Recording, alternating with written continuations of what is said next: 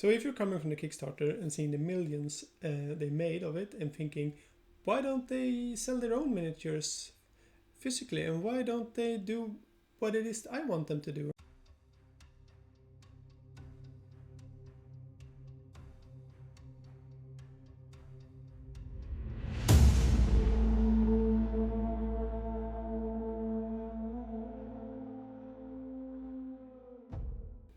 Trench Crusade is actually a small group of people that has done this on their free time,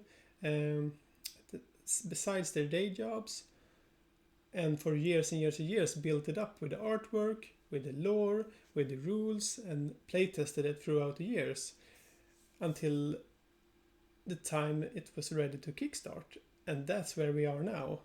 And they've actually been pretty smart about this, I think, because they know their own limitations. It's a small team of people, well-known people for sure, especially at this time, but they don't have a factory. They don't have the means to storage all the boxes needed and the people to send it out. So they had like print on demand, both the miniatures and the rules. Print on demand dice, and pay, not pay what you want, but pay once and you have the STLs for yourself and you can print them and use them. Print as many as you want. It's a risky move, but it really paid off, it seems. So it's a small operation which has been going on for years. At this time there's plenty of interviews out with Pirinen that wrote the rules, and Mike for making all the artwork, and how they've gone about this project. And I think it's really well done, and similar to other huge indie successes like Path of Exile for the PC games, and Brandon Sanders for the books, maybe we can compare with. So what's the fuss all about? Why is Trench Crusade special compared to all the dozens of miniature games already out there? And it is just very evocative. It is Earth, our timeline. It's not pseudo Europe like Old World or 8th edition fantasy. It's not like in space. It's not a whole made up world. You can very easily look into history book and look into Trench Crusade and compare them, and it's just fun to compare and see all the craziness they came up with. Like, this city was destroyed by mysterious weapon from hell, and you can theorize and read between the lines what it is and what's happening. Jean d'Arc is a living saint that stopped the Black Plague. It's just fun, good fun, and very dark.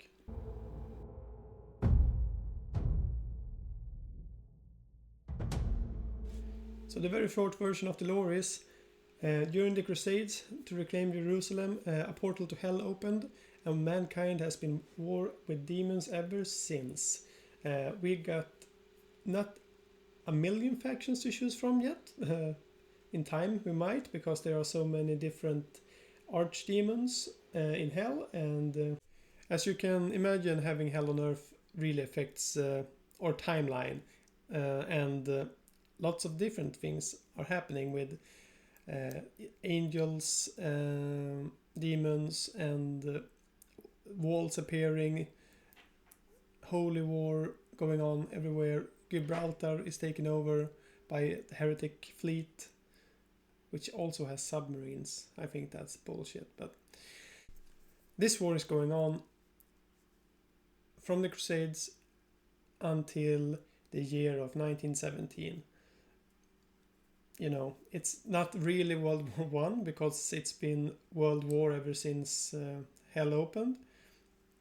But that's the timeline we're at, and that's the aesthetics and kinda the weaponry used in this timeline. We actually have, as I mentioned earlier, submarines, and I think it was mentioned that we have Cold War tech in terms of weaponry development, with the in the lore there are tanks and there are planes and stuff like that. And mostly the smiths from Hell have the more advanced things like the submachine guns and stuff like that.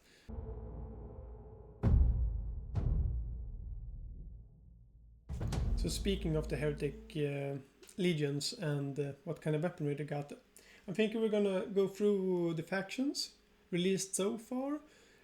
And it's still the beta rules, 1.5 just dropped, and we will get more units, more factions in the future. But we'll go through them and we'll start with Heretic Legions. And 1/3 of mankind fight for the Heretic Legions. Can't imagine why, because it seems very, very painful. You have to prove yourself, you have to walk towards the gate to hell and your skin burns off, and they do all kinds of blasphemous things to gain this power. And yeah, they have just the sickest weapons and the coolest unit in the game, the Artillery Witch. I love it. I faced it in the game and it was brutal. We also have I don't know if you would call them poster boys, but kind of poster boys, the Trench Pilgrims, which is basically normal people turned very devotional and fanatic by visions of God. They get visits from angels and God and just take off their boots, put on a badass helmet and go to war. Trench Pilgrims also have their own version of the Dreadnought, which they got their own memes about it. And they have a very cool unit called the Sniper Priest, which has gouged out his own eyes because God will show him the way. And lead bullet, take the wheel. We have the new Antioch faction, which is not the capital, but it is the front line to hell, and it's a very large front line, but all the religious or Christian religions put all their weapons and all their food, all their stockpiles, everything into New Antioch to hold the line towards hell. And unit-wise, it's very diverse, and model-wise, it's one of my favorites for sure. And it's called New Antioch because old Antioch just got vaporized by the mysterious weapon from hell. And it seems like hell cannot produce more of them, or at least not plenty more, because if they could, I think they would have used it by now. So, old cool weapon. The Sultanate of the Iron Wall are very blessed by God because an iron wall manifested to protect them, and from this wall they can take the holy iron and build special armor, special bullets, and this faction rules-wise has very diverse units, and the alchemists and the homunculi, you can build your own Pokemon, really. You can do whatever you want with it, and yeah, let's look at it. You can do whatever you want, and they're protected by this wall, and they are kinda friends with the Christians, New Antioch, but they won't. They're not all friendly. The Cult of the Black Grail. Well, have you ever heard of the Black Death? It's actually Beelzebub. Det är hans fel. He hates all living things and wants to twist them, kill them, mutate them. It's very, very hard to follow Beelzebub as a heretic because you'll probably just turn into a fly or mutate into something disgusting and die. But the truly pus-drinking depraved people can be blessed and turn into a plague knight. And the best comment I've saw so far on the Trench Crusade Discord was it was a comment about someone that was positive. Like, you're the puss plate half full kind of positive. It was disgusting and beautiful. Puss plate. I mean pus plate. Pus plate. Court of the Seven-Headed Serpent. What the hell is going on with these guys? These are the archdemons fighting between each other and fighting mankind. It was these demons that first came out of the Hellgate before anyone could turn heretic, and they are just very, very disturbing. And gameplay wise, they seem to be very elite and strong. They even start with glory points without you having to earn them for the campaign. We'll come more about that later. And cool ass models.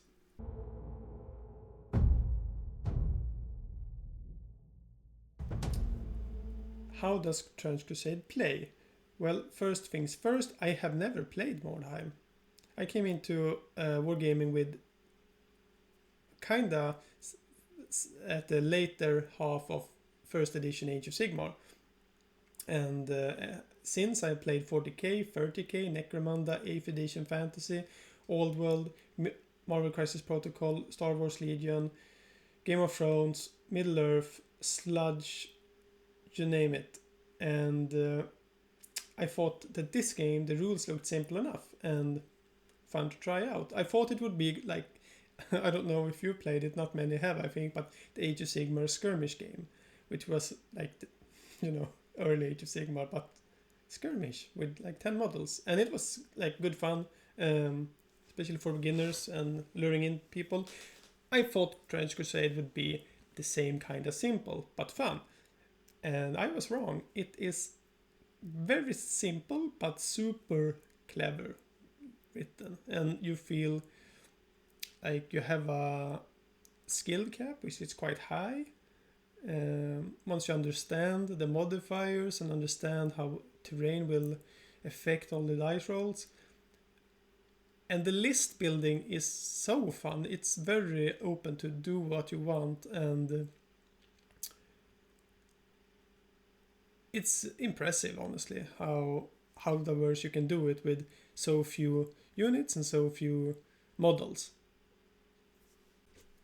Each unit has their own unique abilities, often, and you can specialize even further by choosing a sub-faction if you like, to make like the trench ghosts for the heretics. They get fear, but they cannot have the larger models like the war dog and stuff like that.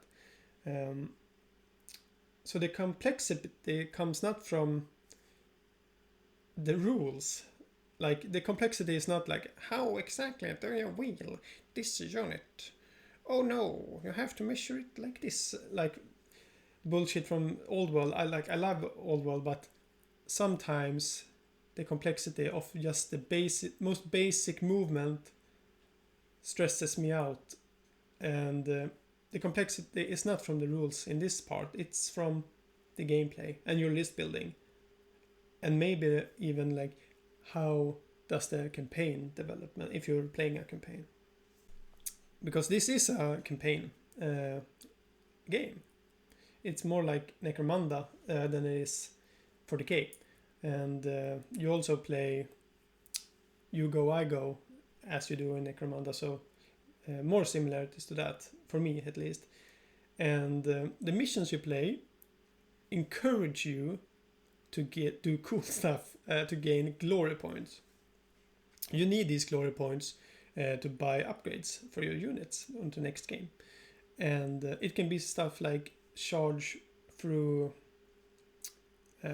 from a height, which is a risk action. And all how to play. Maybe that's another video. Maybe there already is another better video you can watch. And it encourages you to do fun stuff. To develop more glory. And compared to other games, which has like, if we're talking about 40k, go to the objective, yeah, stand there, fine, that's like Trench Crusade. But the secondaries and stuff, you go to the sides and start a radio, and you cannot do anything else with that unit that turn. Like, you'll do it because that's the only way to win the game, but it's not fun, it's not cool. I kind of hate the secondary objectives most of the time. Sorry. If we're gonna compare with other games, that is You Go, I Go, except Necromunda, we can talk about Marvel Crisis Protocol, which I played, and which is a skirmish game about the same size, also on the mat wise, like 3x3, and it is way more brutal than Marvel Crisis Protocol. In Marvel Crisis Protocol, you can like knock out a unit before they activate, like, and you want to. But during the short games I played so far, it's been very brutal. In one case, I felt very smart. I had a unit which had loudspeakers to motivate her friends, and so I gathered everyone like in a ball, but let's go team, and they've got extra movement from the motivational speakers, so they went forward like as a ball, and on my opponent's turn he just flew up on an artillery witch from a height and looked down upon me and pointed, and a artillery bomb dropped on my entire skirmish team, which just obliterated everybody. So it was over turn 1, and I felt this is the best game ever. Like, I'm not sarcastic either. It was really fun, and I felt I learned something.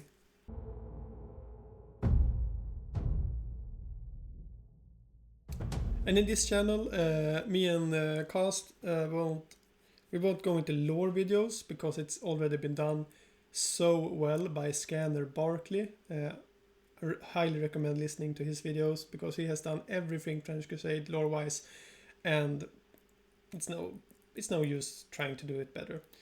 And but we can do other videos, battle reports, painting videos, printing videos. I'm thinking about doing actually. I already written a guide on should you buy a printer and which one. So they'll be below, above, side, wherever Miss Cast puts it, it will be. And if you're thinking about buying it for yourself to print these miniatures instead of buying the physical, check it out, because not everybody can have one. Only me. Jag kan bara jag får ha dem.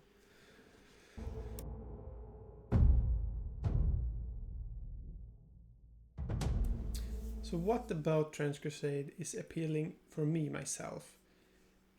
I like doom music, I like black metal, I like the aesthetics very much of French Crusade. I liked Sludge for the same reason, which is a war game made by Sean Shutter.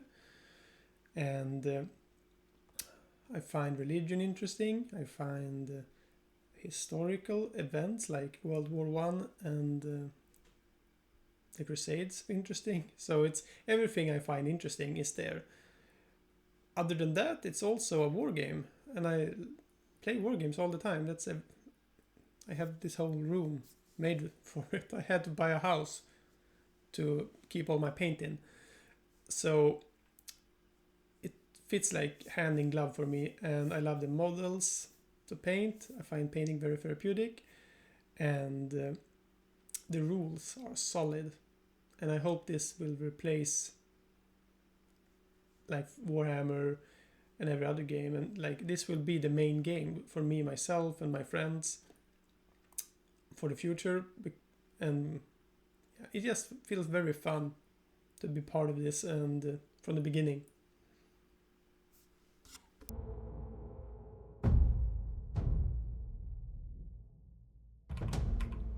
Greetings from the editing trenches. I would like to invite you to tell us down in the comments why you're excited about French Crusade, or maybe why you're not that into it at all. I myself am one of those people who actually enjoy the secondary objectives of 40k, and who's more of an army game enthusiast in general. So for me, it's mostly exciting to just try something new, and maybe finding that one skirmish game that actually inspires me. And I do have high hopes. I really like the hellish vibes of it all, and it's also a fact that my favorite Sabaton songs are the ones about World War One. So it should be right up my alley. But we'll just have to see. what happens for us and for this channel. But that will be all for now, and this has been Trench Talk. You know, Trench Crusade is really hard as a Swede to say without sounding a little bit Trench Crusade. He really did call Brandon Sanderson a small indie author, didn't he?